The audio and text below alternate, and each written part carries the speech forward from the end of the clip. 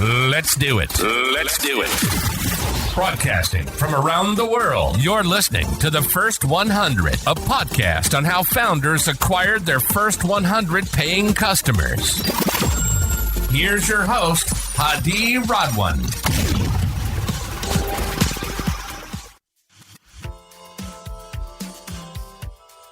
Good to have you on the show, Shani. How are you doing today? Thanks so much for having me. I'm doing great. Thank you. Thank you for joining. Thank you. You're doing a very interesting startup with a very noble mission. Shani Bocian is the founder of Allermi, which is the world's first allergy medication customized by a physician and delivered all online. You've raised around 4 million to date, and you're licensed in almost all the states in the US. You're addressing a very worsening US allergy epidemic, I would guess. Shani, tell us, what inspired you to build Allermi? So I've had allergies my whole life, ever since I was a little baby. And I'm very lucky because my dad is an allergy specialist. He's been practicing allergy immunology for about 32 years now at Stanford. And so it's always been a part of my life, both as an allergy sufferer, but also the daughter of an allergy specialist. So when I realized that the problem was so much bigger than just me and so much bigger than my dad's practice, and, there are actually about 100 million people who suffer from nasal allergies and nasal symptoms like I'd suffered from my whole life, it became very clear to me that we had a big problem to solve and that there is a big opportunity to improve medication and healthcare for allergy sufferers. Amazing. Tell us, how does Allermi work? And if I were an 8-year-old, how shall I understand your business model? So Allermi has a flagship product, which is a custom prescription nasal spray. And what we do with that nasal spray is we take multiple medications that each treat a different kind of symptoms. And then we put them together into the same formula based on each patient's unique set of symptoms. So for example, people who suffer from allergy can have stuffy nose, runny nose, itching, sneezing, postnasal drip, but not everybody experiences those symptoms the exact same way. Some people have way more congestion. Some people have way more runny nose. Some people have way more itch and sneeze. And so they need different balances of medication in their nasal spray to most effectively treat their symptoms. So what we do is we give everybody a quiz, and they take this quiz and they tell us all about their symptoms, their severity, their medical history. And then we create a formula for them that combines the right medications at the right dosages all into one single little nasal spray magic potion. And then they take it and it works more effectively for them than if they were to buy something off the shelf or over the counter. And then it's prescribed by a physician, it's formulated in a pharmacy, and then once you try it, you can try it for a few weeks. If it's working for you, that's great. But if you say, like, oh, I still have runny nose or I still have congestion, you can come back to us and we'll adjust your formula so that it's more precise and optimal for you. Amazing. I think this is a great model. It's more of a D2C, I guess. Does the customer go to your website? What's your early acquisition strategy? How did you find the early customers? So our very first early customers were family and friends and the friends of family and friends. So it was really like an organic network of people who all said, oh, I know someone who has really bad nasal congestion, or I know someone who has really bad allergies. And we were able to do a lot of beta testing with that initial group of people. But then kind of the next largest subset of early customers we found from marketing on Meta, a little bit on TikTok, and that was primarily how we got kind of our next phase of customers, was from direct-to-consumer social media ads. If I'm someone who's suffering from allergies, so I wake up usually in the morning, I have stuffy nose, probably from dust, I don't know. If I answer the question and you send me, do I expect that I need to reorder the medicine on a continuous basis, or is it a one-time medicine? No, there's no cure for allergies. So there's nothing that you can take once and then your allergies go away. It just doesn't exist yet. Maybe one day scientists will develop a way to fix allergies, but right now we don't have that. So we think of allergy as a chronic disease, just like diabetes or high cholesterol or epilepsy. You have to take a medication every day in order to manage your symptoms and keep symptoms at bay. And so the same goes for nasal allergies, for rhinitis, nasal congestion. This is a chronic disease that unless we treat it with medication, we're going to experience the symptoms of it. And the reason for that is because we live in a very allergic and inflammatory environment. You can clean your house as much as you want, but there's still going to be dust mite because of the geography and the climate that you live in. Or, you can stay indoors, but the moment you go outside and you're exposed to pollens from trees and grasses and weeds, your symptoms are going to flare. And so there's really no way for us to stop this inflammatory environment that we live in unless you were to move to Antarctica or something like that. And so just short of having a cure for allergies, we have medication that is safe to use daily that we can use to keep symptoms away. That's amazing. I mean, if I think today, if I'm someone who needs an allergy medicine, if I'm using something off the counter and it's working, and Allermi is a new brand, how do you convince me to switch? Because if something is working for these people, usually they stick. Say, you know what, I'm not going to try something new. How did you think about this? Because this is also common in other industries when you're switching brands. For sure. So we really think about Allermi as meant for people for whom over-the-counter medication isn't working. And that's a huge number of people. That's tens of millions of people who are dissatisfied with the medication that they can get over the counter. If you're taking an allergy medication and it's working for you, there's no reason for you to switch. But if you're dissatisfied with the amount of relief that you're getting, or you're still waking up with a stuffy nose, or you're experiencing side effects, at that point, you might be looking for a better alternative, at which point we target you with Allermi, and you're probably more like the right customer that we want to convert. Walk us through your acquisition strategy. So you said you used Meta or Facebook and other social media channels. How do you think about how to find those best keywords maybe, or best intent? Yeah, I mean, a lot of it has to do with geography, age. I mean, rhinitis is such a common condition.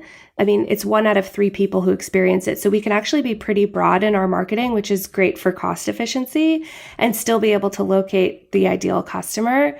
But it's also, searching for people who have expressed interest in things like air purifiers and humidifiers and other allergy medications and nasal strips and other breathing aids and other areas in respiratory wellness or health in general. We definitely in the beginning targeted people who were interested in pets and people who had like an interest in animals, because those obviously animal dander is a huge cause for allergic symptoms. And so people who have pets are more likely to experience those symptoms. So I think it was just really the right mix of searching people by age group, by geography, by interests. And yeah, so far it's been working pretty well. We've been able to acquire people pretty efficiently. Amazing. If you were to think about non-scalable strategy, is there anything that you guys have implemented that's not scalable in the future, but you had to do it early on, just maybe to prove product market fit or get the first customers to talk about you? And one of the really kind of big things that we've always wanted to focus on is ensuring that the strategy we're using to acquire customers is scalable.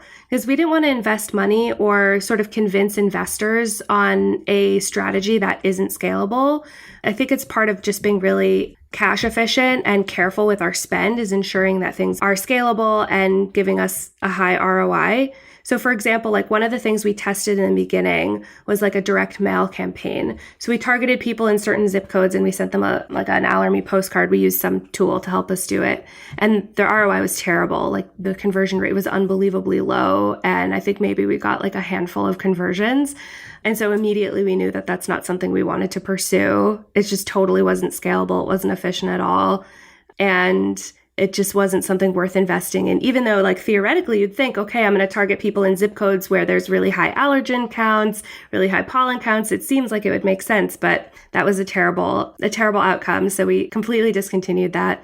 Also, word of mouth in the beginning, I remember talking to investors and telling them like, oh, we acquired couple customers from a Reddit post or patients of my dad or family and friends. And they were like, that's great, but that's not scalable. That doesn't give us evidence that this is a scalable business. That's just very early non-scalable organic marketing. And those patients were really useful because we got to test out a lot of the formulas and the process and the speed with which we can fulfill an order and the packaging and things like that. But in terms of actually like proving out scalability, those weren't the most kind of helpful cohorts. What has been the most challenging part in building your startup? Anything that maybe you haven't expected and you realized, oh, it's harder than it seems? I think with nasal spray, people really need a lot of guidance and coaching about how to take it correctly. It's really different from like, let's say taking a powder and mixing it into your drink, or swallowing a vitamin or a pill, or putting on a lotion. Nasal spray is really complicated. You have to have your head in the correct position. You have to sniff it up the right way. You have to be really careful about what dosage you take. If you take it wrong, it can drip down your throat and taste really bad or cause irritation. Or if your nose is too dry before you take it, it can cause a lot of like burning and sneezing. And so it's kind of a really complex thing that people have to do right in order to have a good experience. And because I've been taking it my whole life, I don't think I've realized how challenging it can be, especially for someone who's an adult who's never taken a nasal spray before, or who's been taking it wrong their whole life and never trained to take it correctly. And so I think building out the materials and the language to be able to educate people on how to do this correctly, and then being able to offer them like the care and support to have the most optimal experience with us was a lot more challenging than I thought. And it's still a challenge. I mean, every day we get messages from patients who report side effects that are clearly due to incorrect use. And it's not their fault. It's not an intuitive thing to take nasal spray with your head down and then to sniff it up. It's not intuitive. And so it's still a challenge that we're trying to figure out every day, is like, okay, how do we ensure that people are taking this correctly so that they get the best experience and so they can stay on board and really start to improve their symptoms? If you can share with us like 2 tips that has helped you in raising your first round, can you share with early startup founders? Sure. Fundraising tips. Definitely stay organized. I'm sure most people listening have thought of this already, but creating like a CRM, like a spreadsheet that tracks every interaction that you've had, everyone that you want to target, color coding it, marking it by first meeting, second meeting, pass, follow on, whatever. That really helped me just kind of have a vision board for how I wanted the fundraise to look and where I was at any stage. So for example, like if one of our board members called and was like, where are you at with the fundraise? I could pull up that spreadsheet and tell them exactly how many meetings I'd had, who had passed, who was interested in continuing the discussions, why people passed. So that was really helpful to stay organized and really just kind of keep things efficient. The other thing I would say is investors will pass. Most investors will pass. You only need one who's going to say yes, or maybe a handful.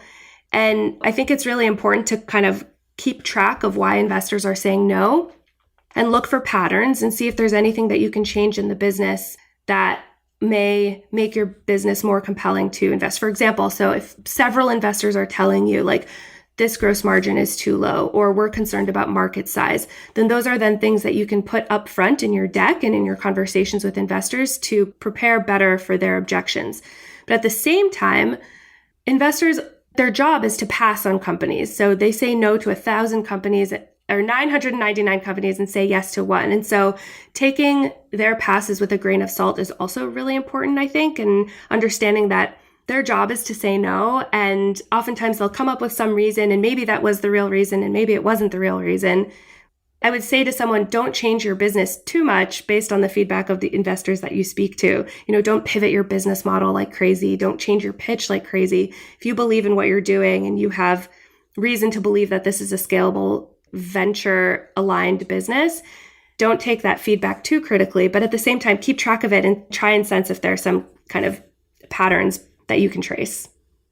Is there a principle that you live by that has served you well on your journey? Definitely. Gosh, let's see. I think being very honest and kind at the same time is probably the most important core set of values that I think benefit you in personally and professionally. I think one of the worst things is just passive aggressive or dishonest feedback, because how else are people supposed to learn and grow? But at the same time, feedback should always be given in a way that's kind and that's not personally accusatory or cruel or demeaning. And I think that if you are kind and honest, you'll have better relationships personally, but also you'll have a happy team. I've seen teams that are led by people who are dishonest and unkind, and that's the worst. But, I've also seen people who are very brutally honest and also very unkind and demeaning, and their teams are miserable. Obviously, we all have a shared goal in mind. We want to start this business. We want to make money. We want to raise funding, whatever. But at the end of the day, if you have a team that's working with you, they need to stay happy and you need to be able to retain them. And I think like nurturing honest and kind relationships with your teammates is probably one of the most important parts of being a professional. Yeah, absolutely. How do you think about culture at Allermi? That's such a good question. You know, one of the things that we don't emphasize and haven't invested money in is like building community and building culture. I think that I've selected teammates where that's just not really important to us. The culture is we work hard, we trust one another, we speak kindly to one another, and we grind really hard. We don't have like a typical 9 to 5, 40-hour work week. Like all of us are always working because we just believe in this mission so much. But like we don't spend time doing team building activities or getting to know one another, like doing lots of in-person retreats. I think all of us would rather spend our capital in customer acquisition and like making the business better. And I think that's just the nature of like the team members that we've brought together here. So, you know, I don't think any of our team members rely on Allermi to be kind of their source of community or family or anything like that. Like everybody has their own individual lives and interests. And then this is just really like our passion project where we're so aligned by the mission and so excited by the work that we just grind really hard. So I would say that that's kind of the culture that we've created. Amazing. What's next for Allermi? We really just want to grow. I mean, right now, Americans are spending $15 to $20 billion a year on nasal sprays, and 70% of them are dissatisfied with actually more, 70 to 90% are dissatisfied with the results that they're getting. And so there's clearly like a huge population of people who need a better nasal spray experience, who need to be able to breathe through their nose, who need to be able to sleep without mouth breathing, who need to be able to get through the day without blowing their nose 100 times or carrying around tissues or having a runny nose or postnasal drip. There's like tens of millions of people who need relief. And we feel like they're very neglected by the market. They suffer in silence. People say, oh, it's just allergies. It's just allergies. Well, no, it can be really debilitating if you can't sleep and you can't breathe through your nose and you can't taste food and you can't exercise. It can be terrible, majorly life impacting. So I think for us now, the mission is get us into the hands of everybody who needs us and who would benefit from us. And we'll continue changing the lives of people who formerly were unable to breathe. And then once they start Allermi, they have normal breathing. I think right now that's our biggest goal. Amazing. We wish you the best of luck on your journey. How can people reach you, and are you hiring? We're not currently hiring. We may be in the future, but we are on LinkedIn under Allermi. We're on Instagram under Get Allermi. We're on Facebook. You can go to allermi.com. If anybody listening has rhinitis or hay fever or nasal congestion, you can sign up at www.allermi.com and go through the medical intake process. And no, it's been a pleasure. Thank you so much for having me on the show. Thank you for stopping by. Wish you the best of luck. Have a great day. Thank you. Thank you so much for listening to the First 100. We hope it inspired you in your journey. If you're enjoying the podcast, please subscribe to our podcast on Apple iTunes, Stitcher, Google Play, or Spotify, and share it with a friend starting their entrepreneurship journey. Leave us a 5-star review. Your support will help spread our podcast to more viewers.